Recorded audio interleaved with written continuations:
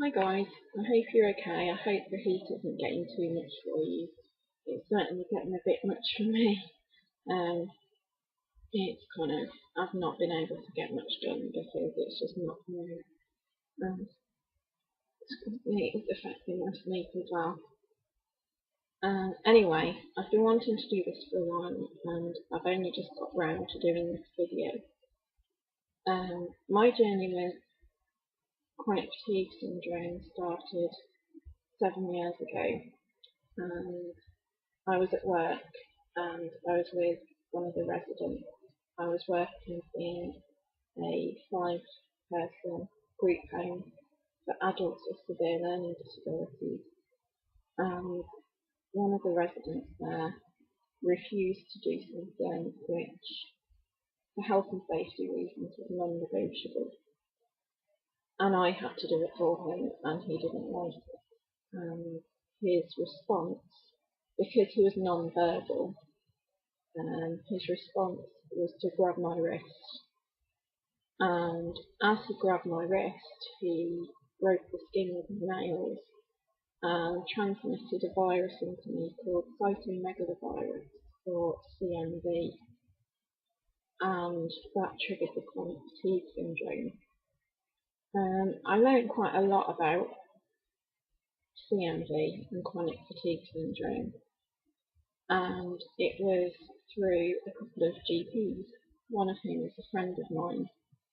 And I was told that normally when a doctor or GP does a blood test, even for glandular fever type symptoms, they actually ask them not to test for CMV. But by accident, my doctor forgot, my GP forgot, and thank goodness, because it meant that we knew that CMV was the cause of my chronic fatigue syndrome. From her, I also learned that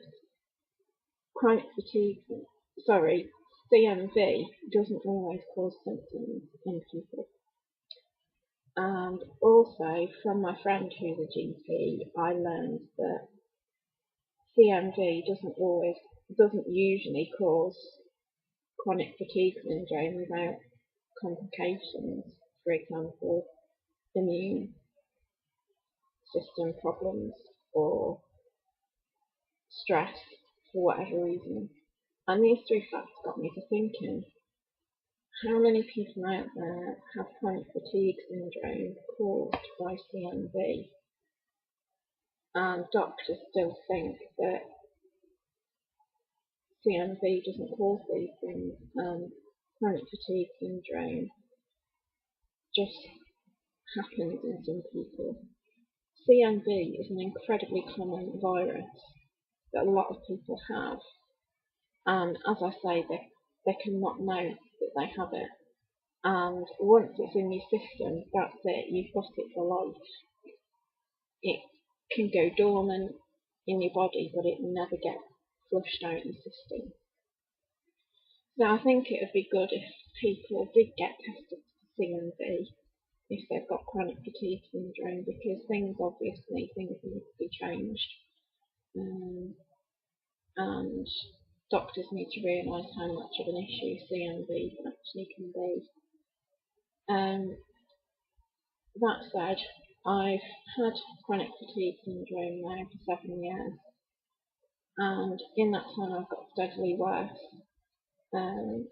I have absolutely no doubt whatsoever that that's due to stress, at least partly due to stress, because I've had a lot of things that have happened, especially my battle with the UK welfare system, and it's very stressful. For those of you who don't live in the UK, basically it's a very unfair system. People who are seriously ill with conditions that common sense tells you they cannot work are being declared fit for work when they're not.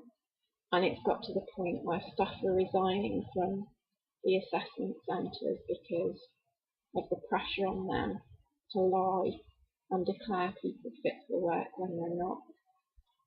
So that's how bad the system is in the UK, for those of you who don't know. Anyway, the stress has definitely had a big impact on my chronic fatigue syndrome. However, I've not given up hope. In the time that I've had the chronic fatigue syndrome, I've learnt a lot. I've benefited a lot from things that have happened that wouldn't have otherwise happened. I've learnt to slow down. I've learnt to go easy on myself. I've learnt to accept help. I've learnt to ask for help. And I've been able to do things that I would never have been able to do otherwise. And I've enjoyed things that most people miss out on because they're just so busy going on with their lives. And I think that's sad because people are missing out on more than they realise.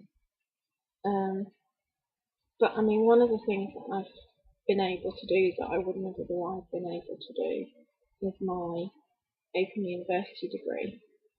Now it's part-time, so it's 6 years instead of 3, but it's been really interesting, and it's something that I wanted to do but I wasn't able to do before.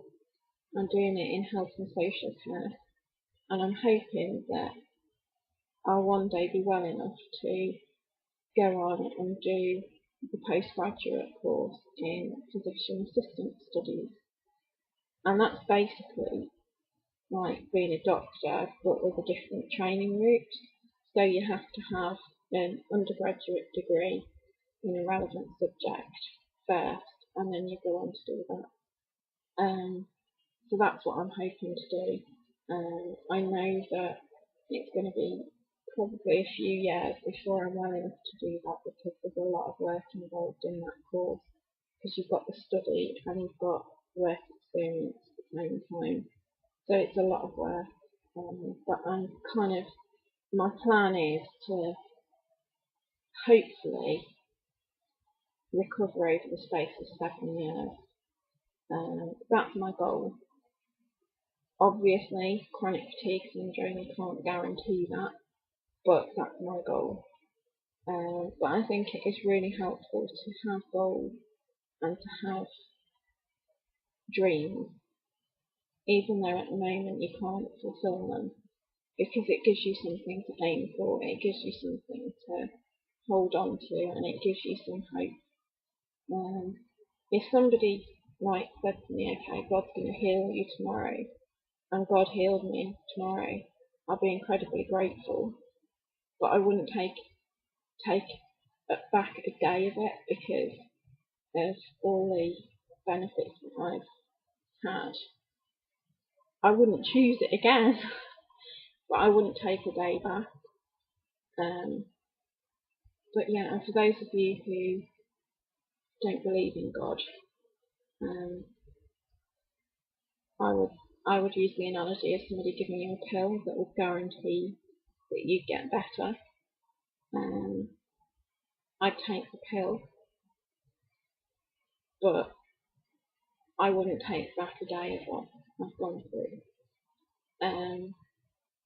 So yeah, I'm a Christian, and I'm not going to push God on any of you. It was just an analogy, and that's where I'm coming from. That's my perspective.